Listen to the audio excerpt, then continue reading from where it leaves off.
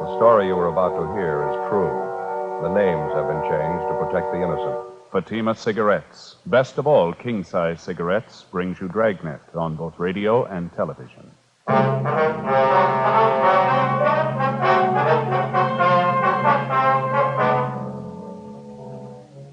You're a detective sergeant. You're assigned to Wilshire Division, Vice Detail. An informant sends you word about an extortion racket going on in your area. The victim, a bookmaker. The suspect, a police officer. Your job, check it out. Compare Fatima with any other king-size cigarette. Yes, compare Fatima with any other king-size cigarette. 1. Fatima's length filters the smoke 85 millimeters for your protection. 2. Fatima's length cools the smoke for your protection. 3. Fatima's length gives you those extra puffs, 21% longer than standard cigarette size. Fatima gives you more for your money. And in king-size Fatima, you get an extra mild and soothing smoke, plus the added protection of Fatima quality. Buy Fatima in the bright, sunny yellow pack. Best of all, king-size cigarettes.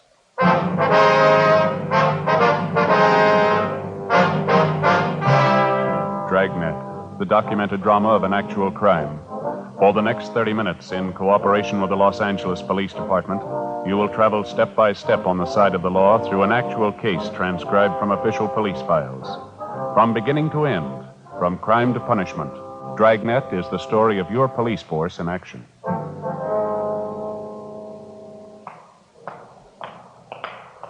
It was Tuesday, October 18th. It was hot in Los Angeles. We were working the day watch out of Wilshire Division, Vice Detail. My partner's Frank Smith. The boss is Captain Hayes. My name's Friday. We were on the way downtown from the office, and it was 9:35 a.m. when we got to the felony section of the main jail, the interview room. Sit down, Mr. Lawrence. Thanks. Got your message when we checked in this morning. What's it about? Well, I finally made up my mind. I've had enough of this. Say, either one of you got a cigarette? I left mine back in the cell. Yeah, sure. Here you are, Lawrence. Oh, thanks. You bet. Here's a match for you. Now, what's the story? What's on your mind? Well, I've been thinking about it most of the night. I didn't get very much sleep. So you remember yesterday? I mean, when you arrested me? Yeah. Well, it's just like I told you then. I'm not trying to kid anybody. I admit it. I've been taking a few bets. It wasn't any big operation, though. You know that. They're just laying off a few bets for my friends, people in the neighborhood. We know all that, Lawrence. We went through that yesterday, didn't we? Yeah, I know. I just wanted to make sure we got it straight. We aren't any big operators. We just ran the bookmaking as a, sideline. Mm-hmm. Business hasn't been too good lately. Had to make it up somehow. Sorry, Lawrence. We can't feel bad about it. You were tagged for making book before. You should have learned your lesson. Oh, I know. And I'm not singing the blues. I'm not trying to alibi. I didn't call you down here for that. Well, then, what's this all about? Well, like I told you, I've been thinking about it a lot. I didn't sleep hard at all last night. I finally made up my mind, though. I'm going to get it off my chest if it kills me. All right, what's that? I'm no stoolie. I don't want to get anybody in trouble, but there's one thing I believe in, and that's playing it square, no matter what you do.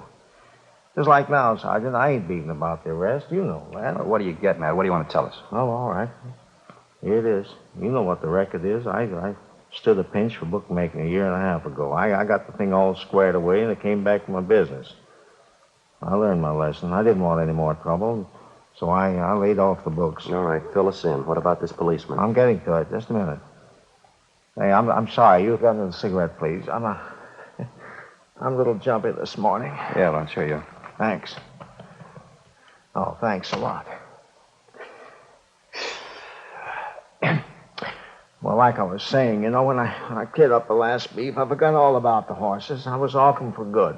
The wife made me promise. I wouldn't have anything more to do with them. We'd just run the business, live on what they made, and we'd get along fine. All right, go ahead. Everything was going fine, too. Business wasn't too good, but we made out. Then the trouble started. Yeah. My oldest boy, that's Harry Jr. Mm-hmm. He had an accident on the job, and he broke his hip. I had to help his family out while he was in the hospital. Like I say, the business wasn't making too much money, but we made out, though. Yeah. Then, Go ahead. Yeah, well, then just as soon as Harry got well, the wife came down. Gallbladder. She had to have an operation. Really cost money, you know. Yeah. Well, wife was resting at home. She didn't come down to the store. I started with the books again, you know, just taking a few bets on the side, just a few. Mm-hmm. I didn't really want to do it. Just one of those things, you know. I didn't have anybody to go to. The bills had to be paid. Where does this policeman fit into it, this Ray Williams? Well, I'm just coming to it. No. Well, he came in the store. He said he wanted to make a bet. I didn't know him from Adam, so I played careful, you know. I told him I wasn't making books, and then he said he was a good friend of Myra's. Myra, that's a gal who runs at Edith Apollo on Crenshaw. She used to make books, but she isn't now. Yeah, we know the spot. Well, when he said that he knew Myra, I figured it was all right, so I took the bet. That's when it started. As soon as he makes the bet, he comes out and says he's a cop working for Vice. I thought he was just kidding, and he flashes this identification. What kind of identification? Bag? What kind of a bag? Well, I don't know. Just a bag. Looked all right. All right, have a look. This one here, was it like this one? I don't know. I didn't get too good a look at it. It might have been something like that. I don't know. You ask for any other identification? You volunteer to show you any? No, I didn't ask for any. I was scared. I just figured I was arrested again, that's all. He seemed to know all about the first pinch. I stood for making book. He told me that I'd been operating for about a month and a half. He said he had his eye on me. Mm-hmm. What did he do after he told you he was a policeman? Well, I started to explain to him how the thing shaped up when I was making books again, how I had to pay up those doctor's bills. I tried to beg off. I told him that I'd quit right now. Then he turns around and tells me I don't have to. What do you mean? Well, that's just what he said. He didn't make sense to me either. And he went on, he told me I was operating in his destiny. He said it'd be okay if I went right along the way I was. He'd see to it that I didn't stand any pinches. Yes, sir. What else did he say? Well, he said he wasn't the only one who'd have to be taken care of. He said there was his partner. And then a couple of guys over him, they'd have to be taken care of, too. He said the juice would cost me $100 a week. I tried to explain to him that, well, I told him that I wasn't operating big. I was just on the side. I said I wasn't making that much a week. All I was doing is about 50, that's all, just 50. Then he said, well, all right, if that's the way you feel about it, I'll just take you down, book you now. Mm-hmm. Well, I told him I didn't want to stand the pinch again, and I'd do the best that I could. So he finally said, I'll give you 2 weeks to go ahead and open this thing up. He said I'd have to do more business because the juice was just going to cost me $100 a week. He didn't care how I got it. This policeman told you to go ahead and open up, huh? For $100 a week, you could go ahead and make book and nobody bothered you. Yeah. Did your wife ever see this policeman, this fellow Williams? Yeah, she saw him. She saw him a couple of times. She saw me give him the money. Mm-hmm. Well, when did all this start? About the 1st of July. Paid him $100 every week since then. Yeah, I'm almost glad you fellas picked me up, honestly. He was running in the ground. He had me in a bind. You say the man's name was Ray Williams, is that right? Yeah, that's right. You said he had a partner. Did you ever see him? No, I never did. Did Williams ever come in with anybody? Did you ever see him with anybody? Well, no. No matter of fact, I never did. One time I asked him who his partner was. He says, none of my business. What kind of a car does he drive? I don't know. Never came to my place in a car. He always walked. He came on foot. Do you know anything else about him? Where does he live? I don't know. He never told me. He never told me anything, you see? Nothing. Once I asked him what station he was working out of, who his boss was. He got a little hard with me. He told me not to get nosy, not to ask so many questions. Is there anything else you can tell us about Williams? Maybe where he hangs out, people he knows? Anything you figure will help us? Well, he works out Wilshire. You ought to know him. Ray Williams. Yeah, Ray Williams. The policeman. Not in my book. Frank and I continued questioning the prisoner, Harold Lawrence, and he gave us a complete description of the extortionist, the man he knew as Officer Ray Williams. Frank got on the phone, notified the commander of Internal Affairs Division of the latest development, and he advised us to bring the prisoner to his office immediately. We signed Lawrence out of the main jail for investigation and took him to the City Hall, room 37. With the help of Sergeants Lloyd Reiner and Floyd Phillips, we started checking through the personnel files for the suspect. Neither Frank nor myself recognized the name or the description of Williams as given us by Lawrence. The first step was to show the prisoner photographs of every police officer in the department, regardless of rank or detail. He was unable to make an identification. We then showed him photographs of all police officers, retired or otherwise. He failed to identify any of them as Williams. We showed him photographs of all civilian employees of the department. Again, no identification. He was unable to find anyone who even closely resembled the extortionist. Not satisfied with this, the prisoner was shown photographs of all law enforcement agencies' personnel in the area. The same results.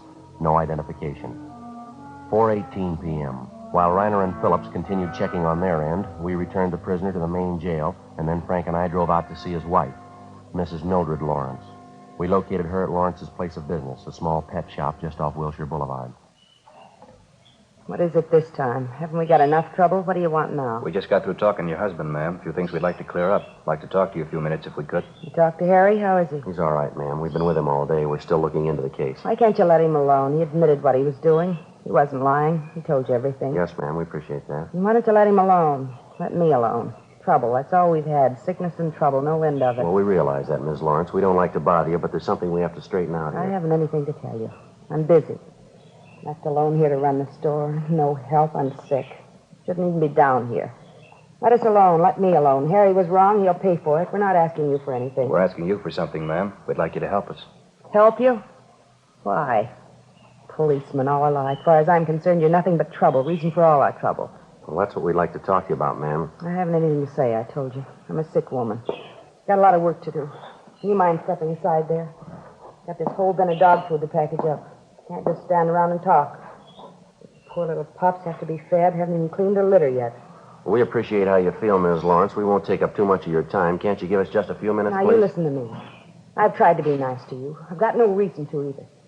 I could tell you a lot of things about policemen, things you wouldn't want to listen to. You think you're so smart. Maybe Harry was doing wrong, but he's not the only one. I could tell you plenty if I wanted. Well, that's what we're here for, ma'am. We told you we were with your husband all day. Then why don't you let me alone?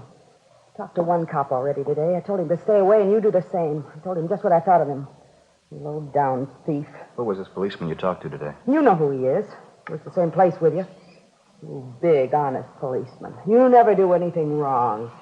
That Ray Williams ought to be in jail just like Harry is. Ray Williams. Is that the man who was here today? That's what I said, wasn't it? Now, will you get out of here? Now, look, Miss Lawrence, just a minute, please. We talked to your husband, and he told us all about this man, Williams. And why don't you do something about it? Go get him and put him in jail, just like you did Harry. That's what we're trying to do, if you'll just help us. Williams isn't a policeman. What do you mean? Yes, ma'am. That's what we've been trying to tell you. We talked to your husband. He told us the whole story. How can you tell? How do you know he's not a policeman? He's not, ma'am. We're sure of that. Harry said he was. Showed Harry his badge. Well, that doesn't make him a policeman, ma'am. We had your husband look at pictures of every officer in this area. He convinced himself that Williams isn't a policeman. Well, if he isn't a policeman, who is he? That's what we want to find out. Will you help us? Mrs. Lawrence? You'll have to excuse me. I didn't mean to be nasty. Just that I've been sick. All this trouble, Harry in jail. Yes, ma'am, we understand that. Now, you say Williams was here today. About what time was that? It was before lunch, about 11:30, quarter to 12, I think. He came here to get money. That's what he always came for. Did he say he'd be back? No, I told him never to come back. Told him Harry was in jail. All the money we gave him, what good did it do? Said I'd go to the city hall if he ever came back. What'd he say to that? He said Harry had to expect an arrest now and then. I told him Harry wasn't going to get arrested anymore. He was through with all that junk. People like him, too. Uh-huh. And then he swore at me. Called me some real nasty names. Told me I'd better keep my mouth shut or I'd get worse than Harry did. Then he went out and slammed the door. Was he driving a car? Did you notice? No, I never saw him in one. Is there anything you know about Williams at all? I mean, anything that would help us locate him, maybe? No, I don't think so. All I know is he said he was a policeman. His name was Ray Williams. Couldn't Harry tell you anything? Maybe he knows. No, ma'am. He couldn't tell us much. Oh, excuse me, please. Yes, ma'am.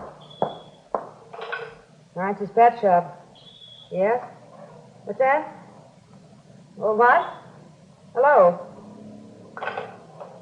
He hung up. Ma'am? It was Ray Williams. Said he just drove by here. He saw us. What do you want? Said he saw me talking to you. He knows you're a policeman. Told me to keep my mouth shut. Said if I don't, he's coming back. Yeah? He said he'd kill me. Before we left, we called in and arranged for a 24-hour stakeout on Lawrence's pet shop and also on the Lawrence home. Until the suspect was apprehended, she would be given a 24-hour protection. The next day, we picked up Mrs. Lawrence and brought her downtown to the City Hall, room 23.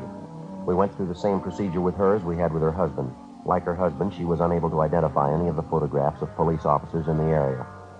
In addition to the personnel photographs, Mrs. Lawrence also went through a group of pictures which Sergeants Reiner and Phillips came up with. They'd had a run made through the staff's office on all known extortionists using the same M.O. Williams used, posing as a police officer. From this group, both Mr. and Mrs. Lawrence gave us 2 partial identifications. Both men were picked up, questioned, and eliminated. Meantime, we'd gotten out a local broadcast, and a teletype was sent to George Brereton, CII Sacramento, asking for assistance in identifying the extortion suspect. The investigation went on. 2 days passed. No leads on the suspect. In checking on other possible victims of the extortionist, Ray Williams, we drove to interview Myra Thomas, operator of a beauty shop out on Crenshaw. She was a tall, good-looking brunette in her early 30s. This man we're looking for, Miss Thomas, Ray Williams, we understand he's a friend of yours. Please, Sergeant, you've described the man to me. You told me his name. It doesn't mean a thing to me. I don't know him. Well, then how'd he get your name, miss? I'm sure I don't know. I'm sorry, I can't help you. Well, now, apparently the man knows you, or he knows about you. I don't think I understand you. It makes you think this man Williams knows me. We've already told you, ma'am. Mr. Lawrence says that when Ray Williams first approached him, he used your name as a means of introduction. Now, it's not a coincidence. I think you'll admit that. Well, I just don't understand what it has to do with me. I know how you feel. I have an idea what you're thinking. I was in trouble once, that bookmaking thing. I learned my lesson, though. I'm through with that business. We're not here about that old arrest, ma'am. We don't want to bother you. Just thought you might be able to help us locate Williams. I'm sorry. I don't think I can. Possibly might have been using another name, ma'am. I still wouldn't know him. Description doesn't sound like anybody I ever knew. You know the Lawrences pretty well, do you? Yes, I wouldn't say pretty well, but I do know them. Have you seen them lately, either one of them? No, I haven't. You haven't talked with Mrs. Lawrence the last couple of days? No, why? We thought Mrs. Lawrence might have told you what kind of a man this Ray Williams is. What do you mean? What's so bad about posing as a policeman? Well, it's more than that, ma'am. He telephoned Mrs. Lawrence, threatened her if she talked to the police about him. What? Yes, ma'am. He said he'd kill her. Oh, no. Yes, ma'am, that's right. Couldn't be. He wouldn't do a thing like that. Do you know him that well?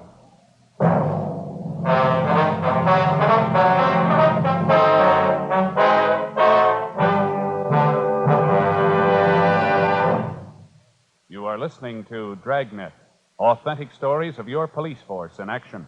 Because of its quality, Fatima is the one king-size cigarette that stands out.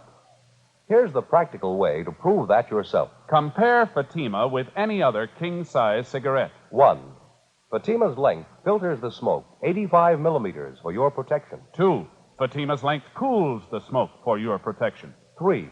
Fatima's length gives you those extra puffs, 21% longer than standard cigarette size. Fatima gives you more for your money. And in king-size Fatima, you get an extra mild and soothing smoke, plus the added protection of Fatima quality. Because of its quality, its extra mildness, and superbly blended tobaccos, more and more smokers coast to coast are switching to Fatima every day. Buy Fatima. Your money back plus postage if you're not convinced Fatima is better than the king-size cigarette you're now smoking. Just return the pack and the unsmoked Fatimas by August 1st, 1952. Fatima, Box 37, New York 1. Add to your smoking enjoyment. Smoke king-size Fatima, extra mild and soothing, plus the added protection of Fatima quality. Get Fatima in the bright sunny yellow pack. Best of all, king-size cigarettes.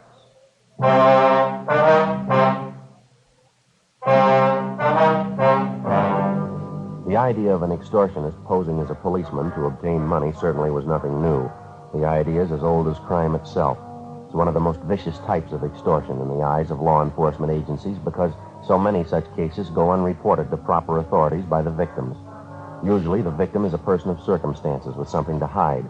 The extortionist discovers the person's secret by one means or another, and he begins the never-ending process of draining the victim of his last dollar, all under the guise of being a police officer.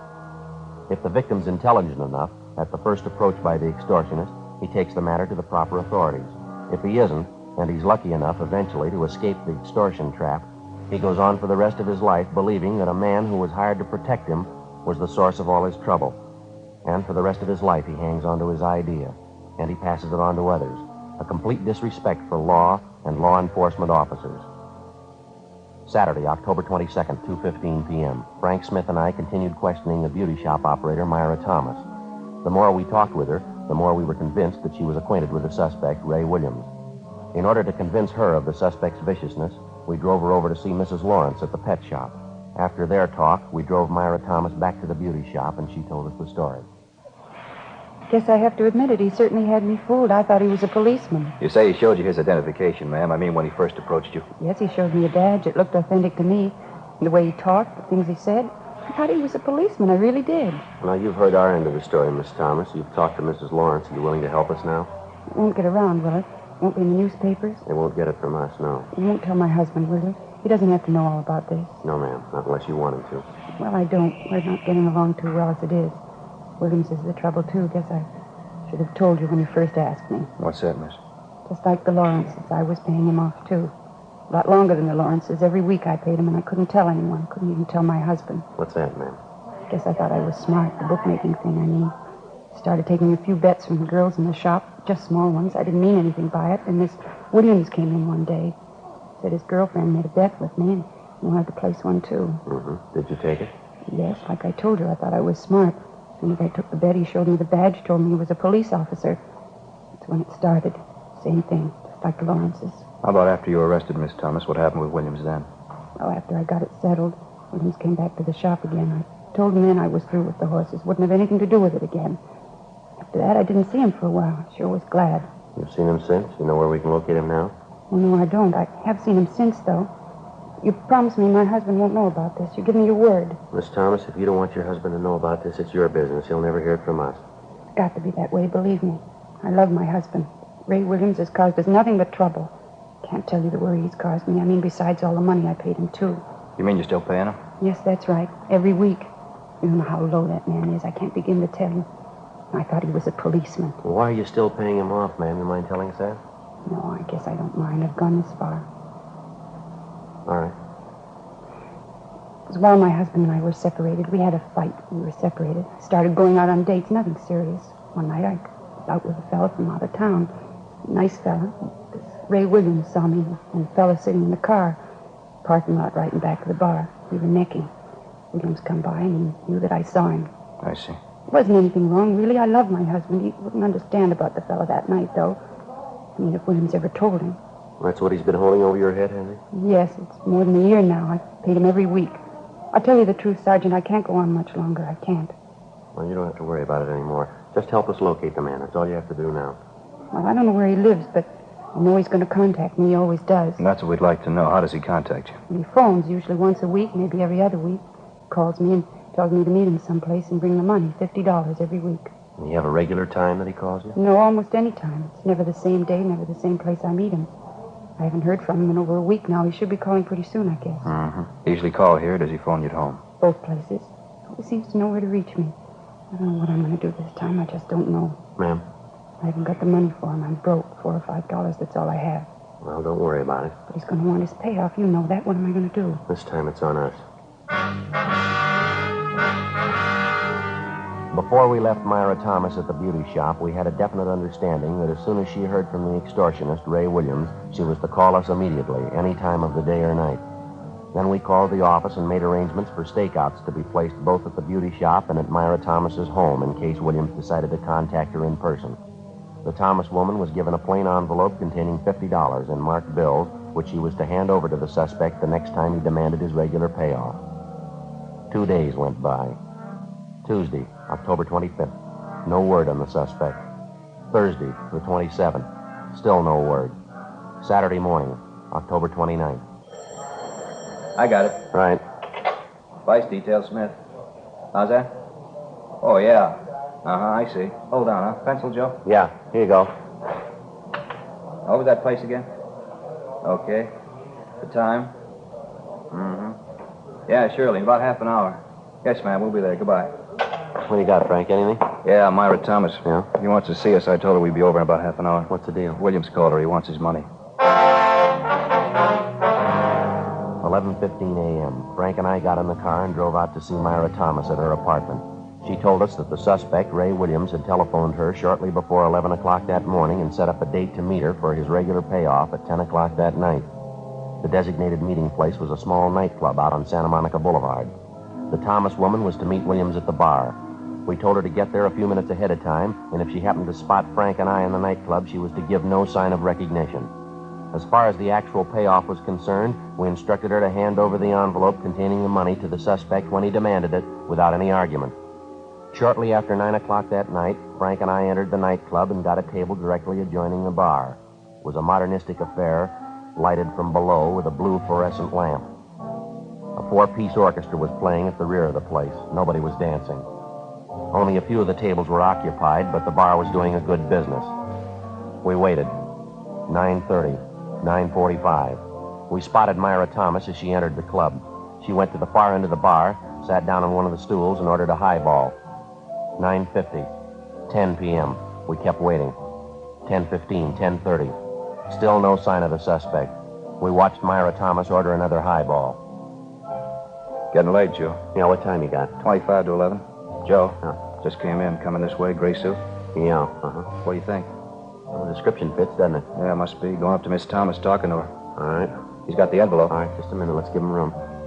He's leaving. Going for the front door. What do you say? All right, let's go. Not wasting any time. Come on, let's hurry. Down the street. Come on. All right, mister, hold it. What's the matter? What do you want? Police officers would like to talk to you. Me? What about? What's the matter? You got your identification? Well, sure, right here. What do you want? We'd like to look at it. Oh, sure, here you are. Oh, excuse me. That's your badge? Oh, no, it's nothing. Where'd you get that phony badge? Friend of mine? Why, what's the matter? What do you got in your right-hand pocket? Well, nothing, just an envelope. Why? Is there money in that envelope? What'd you say? I said, is there any money in that envelope? Currency. Yeah, I think so. Why? What's the difference? You know the serial numbers on the bills in that envelope? Look, I don't know what you mean, serial numbers on the money. What are you getting at? You got 7 pieces of paper money in that envelope. 3 $10 bills and 4 5s. Yeah, what about it? Extortion, mister. You know the pitch. Now, come on, let's go. Now, hold it. Wait a minute. Let's get this straight, huh? So I got an envelope in my pocket. Ordinary envelope. That's supposed to make me a criminal? No, no more than that badge makes you a cop. Come on.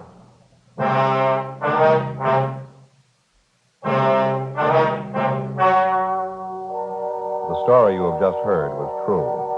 The names were changed to protect the innocent. On January 8th, trial was held in Superior Court, Department 86, City and County of Los Angeles, State of California. In a moment, the results of that trial. Now, here is our star, Jack Webb. Thank you, George Fenneman. Friends, our sales records show that more and more smokers every day are switching to king-size Fatima. Now, this makes us feel especially good because it backs up what we've been telling you, that Fatima gives you more for your money. No other king-size cigarette can match Fatima quality. When you buy your first pack and compare them with the cigarette you've been smoking, you'll notice Fatimas do have a better flavor and aroma, and you'll like their extra mild and soothing smoke. Next time, buy Fatima. Best of all, king-size cigarettes.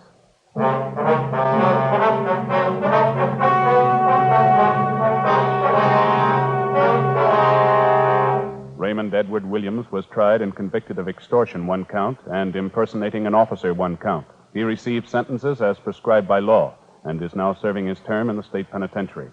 Extortion is punishable by imprisonment for not less than 1 nor more than 10 years. Impersonation of an officer is punishable by a fine of not more than $1,000 or by imprisonment for not more than 1 year or by both such fine and imprisonment. Friends, sometime during the next 2 weeks, you'll be asked to buy a poppy in memory of those who fought to keep freedom alive. Give generously when you're asked, and wear your poppy proudly.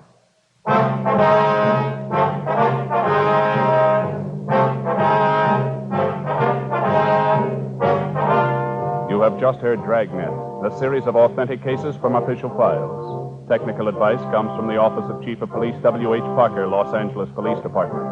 Technical advisors Captain Jack Donahoe, Sergeant Marty Wynn, Sergeant Vance Frazier. Heard tonight were Herb Ellis, Vic Rodman, June Whitley. Script by Jim Moser. Music by Walter Schumann. Hal Gibney speaking. King-size Fatima, made by the same people who make popular Chesterfield cigarettes, has brought you Dragnet, transcribed from Los Angeles.